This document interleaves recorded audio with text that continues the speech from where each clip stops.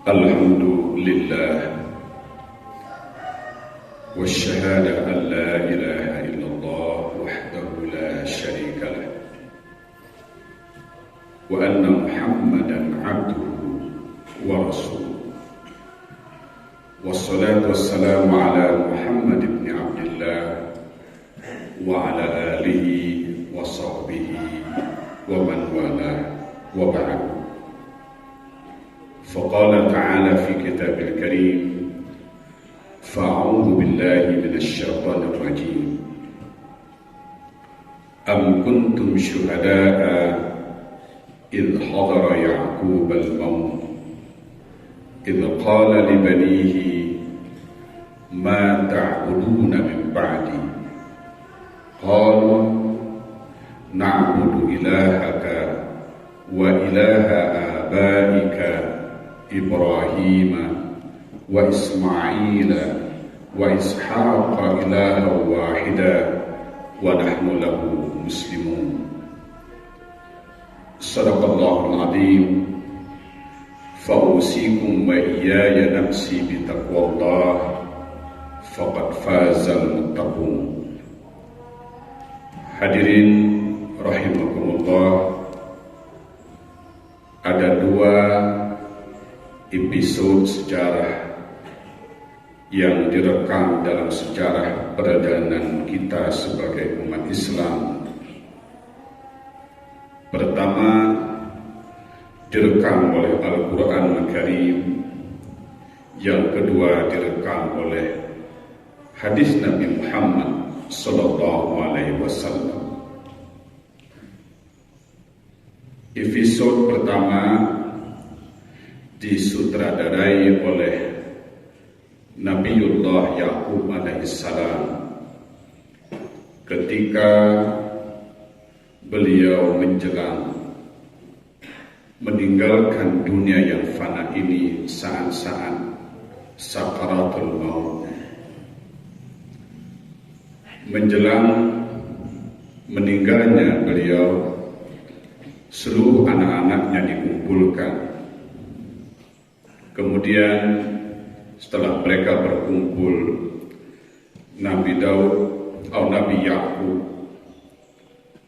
mengatakan dua hal penting. Pertama, meminta konfirmasi dari anak-anaknya, dan sekaligus itu sebagai pesan terakhir sepeninggalnya dari dunia yang fana ini. Dalam ayat yang Khatib bacakan barusan, pesan yang disampaikan Nabi Yaqub itu direkam oleh Al-Quran dalam sebuah ungkapan, Ma ta'buduna min ba'di, wahai anak-anakku, apa yang akan kalian sembah setelah atau sepeninggalku, setelah aku meninggal atau setelah aku meninggal dunia yang fana ini. Spontan seluruh anak-anak beliau menjawab pada saat itu, Na'budu ilahaka, wahai ayahku, kami akan tetap menyembah Tuhanmu, wa ilaha abaika, dan Tuhan nenek moyangmu Ibrahim, Ismail, Ishak sebagai Tuhan yang esa, dan kami seluruhnya berserah diri kepadanya. Itulah episode yang pertama yang direkam dalam surat Al-Baqarah dalam Al-Quran Al-Karim. Episode yang kedua masih segar dalam ingatan kita ketika baginda Rasul sallallahu alaihi wasallam saat-saat ingin meninggalkan dunia yang fana ini, beliau bertanya sekaligus mengkonfirmasi kepada mereka yang hadir pada saat menjelang kematian beliau. Masih segar dalam ingatan kita, ada tiga kata yang beliau ungkapkan.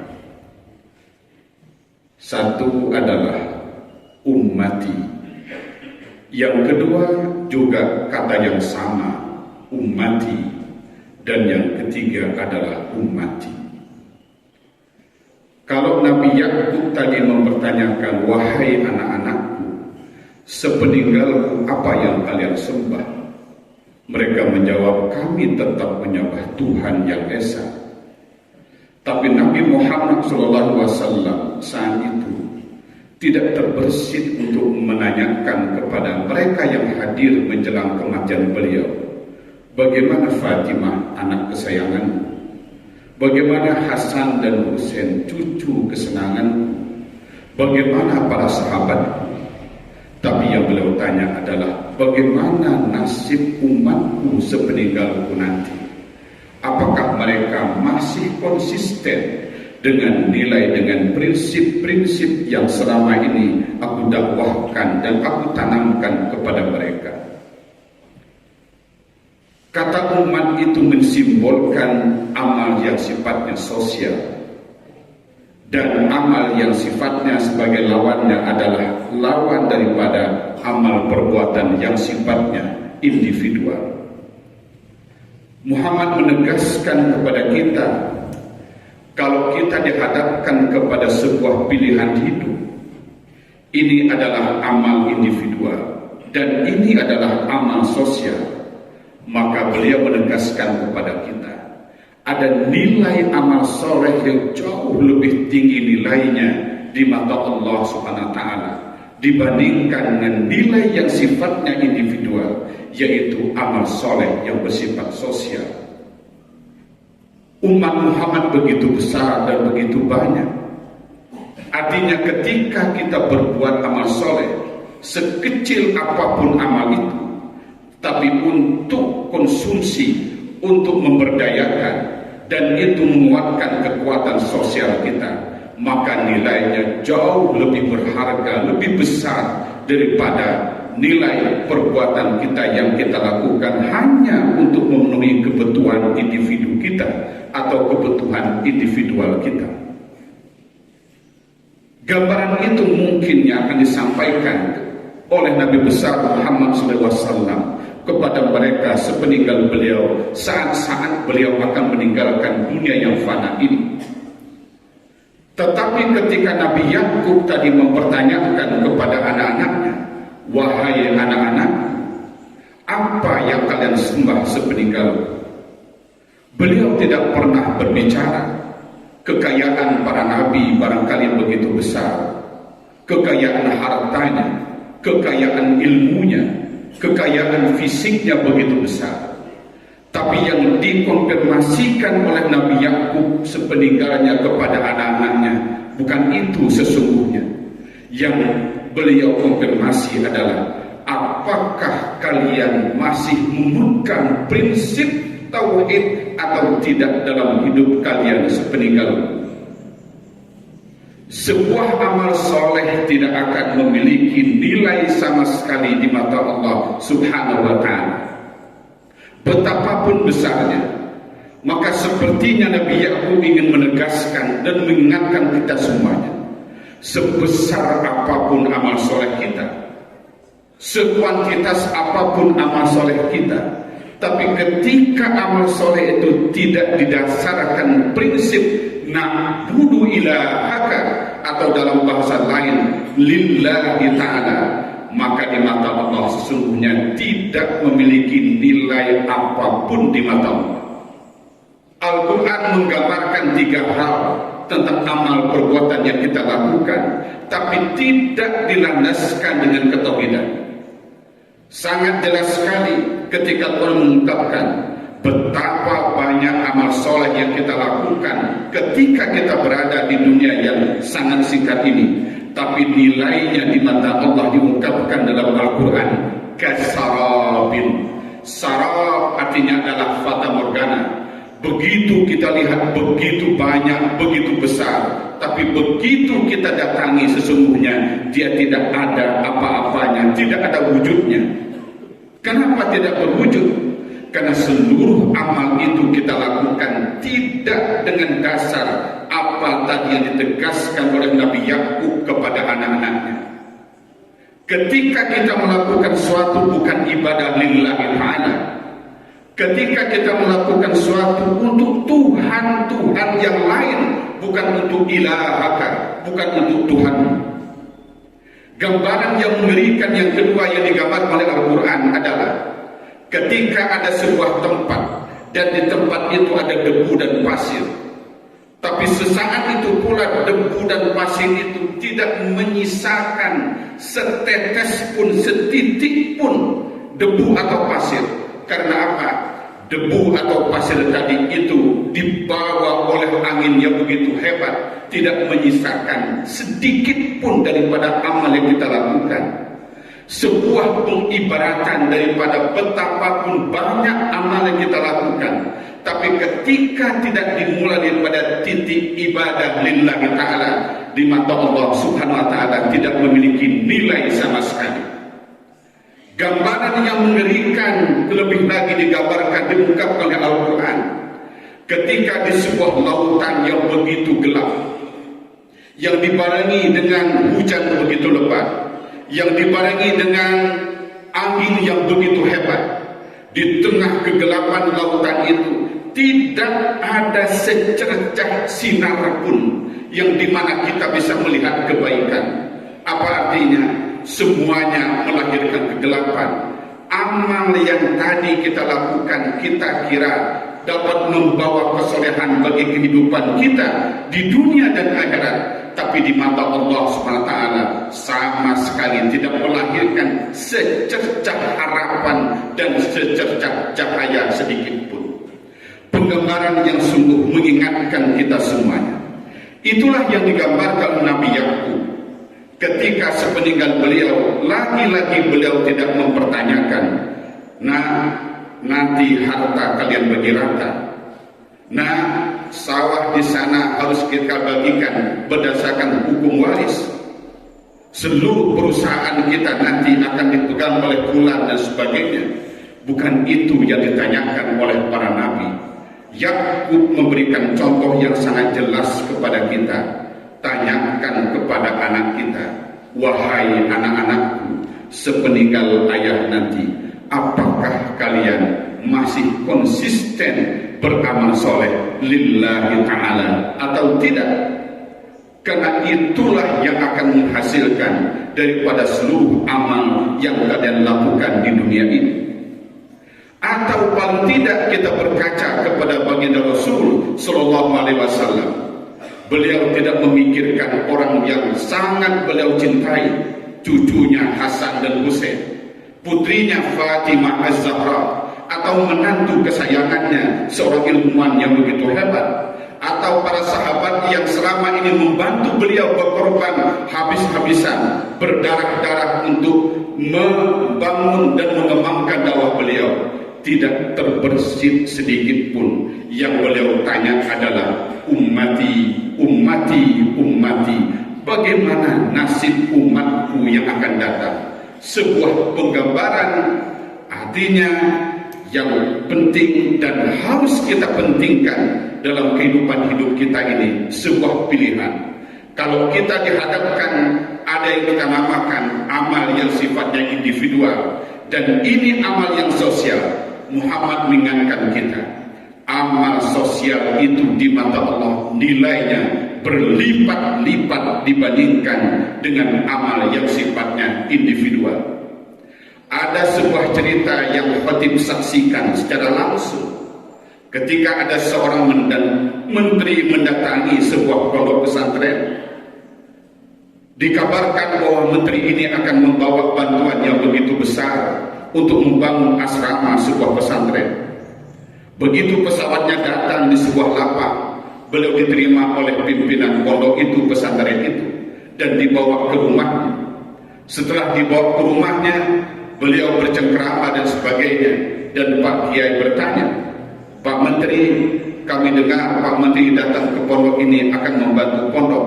Kami sangat berterima kasih dan bersyukur kepada Allah. Tetapi kalau boleh bertanya kepada Pak Menteri, apakah bantuan sebanyak itu akan Pak Menteri berikan kepada saya atau kepada pondok? Kalau Pak Menteri berikan kepada saya, berarti bantuan yang jumlahnya ratusan juta itu hanya akan saya makan dan dimakan oleh anak istri saya, dimakan oleh menantu saya dan pembantu saya dan sebagainya. Sebatas itu pahala yang Pak Menteri dapatkan kalau ratusan juta bantuan itu Pak Menteri berikan kepada saya secara pribadi, pimpinan pesantren atau pimpinan pondok. Tapi kalau bantuan sebesar ini Pak Menteri berikan kepada pondok yang santrinya hampir 4.000 orang dengan jumlah karyawan sekian ratus, maka bantuan itu akan berlangsung abadi selama pesantren ini masih hidup, selama bangunan ini masih digunakan untuk belajar, selama masjid ini masih dipakai untuk sholat. Maka selama itu pula Pak Menteri akan mendapatkan aliran pahala yang tidak akan putus sampai Pak Menteri menghabiskan nyawa atau meninggalkan dunia yang fana ini. Sebuah pilihan yang luar biasa yang menggambarkan kepada kita di tengah kehidupan kita yang semakin individualis, hanya mementingkan kehidupan pribadi kita, hanya mementingkan kehidupan anak istri kita, sementara negara kita, bangsa kita, umat kita memerlukan uluran tangan kita.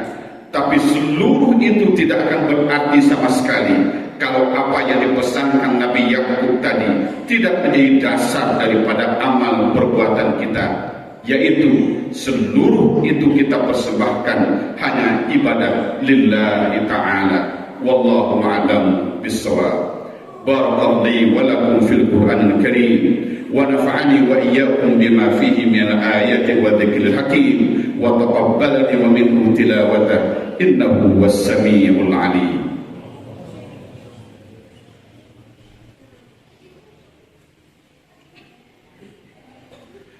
الحمد لله رب العالمين والشهادة أنه الحق المبين وأن محمدا سيد المرسلين والصلاة والسلام على أشرف الأنبياء والنبيين وعلى آله وصحبه ومن تبعه بإحسان إلى يوم الدين. فأعوذ بالله من الشيطان الرجيم. إن الله وملائكته يصلون على النبي يا أيها الذين آمنوا صلوا عليه وسلموا تسليما. اللهم صل على محمد وعلى آل محمد وسلم ورضي الله تعالى عن كل صحابة رسول الله أجمعين والحمد لله رب العالمين آمين. اللهم اغفر لنا ذنوبنا وكفر عنا سيئاتنا وتوفنا مع الأبرار واغفر لنا ولوالدينا وارحمهما كما ربيانا صغارا واغفر لنا ولإخواننا الذين سبقونا بالإيمان ولا تجعل في قلوبنا إلا للذين آمنوا إنك أنت رؤوف رحيم. اللهم سلمنا من آفة الدنيا وعذاب الآخرة وفتنتهما وبليتهما إنك على كل شيء قدير. اللهم إنا نسألك من خير كل عاجل وآجله ما علمنا منه وما لم نعلم ونعوذ بك من الشر كل عاجل وآجله ما علمنا منه وما لم نعلم. اللهم ذكرنا ما نسينا وعلمنا ما جهلنا. اللهم اكفنا بحلالك عن حرامك وأغننا بفضلك عمن سواك. اللهم إنا على ذكرك وشكرك وحسن عبادتك يا مقلب القلوب ثبت قلوبنا على دينك وعلى طاعتك. ربنا آتنا في الدنيا حسنة وفي الآخرة حسنة وقنا عذاب النار. عباد الله إن الله يأمر بالعدل والإحسان وإيتاء ذي القربى وينهى عن الفحشاء والمنكر والبغي يعظكم لعلكم تذكرون. فاذكروا الله يذكركم واشكروه على نعمه يزدكم ولذكر الله أكبر. أقيموا الصلاة.